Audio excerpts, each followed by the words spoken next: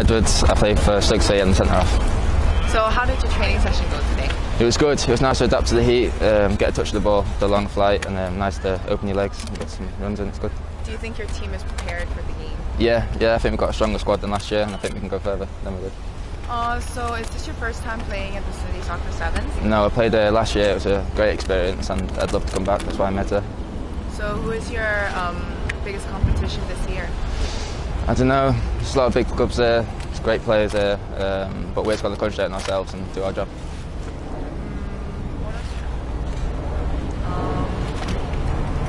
So what else are you looking forward to the event? Meeting the other players, just getting used to the lifestyle around here, really. Sightseeing and stuff, you know, but just enjoying ourselves really and having a good time. Do you want to say anything to the fans? Just I hope you cheer for us and hope you enjoy it as much as we do. Thank you. All right, cheers.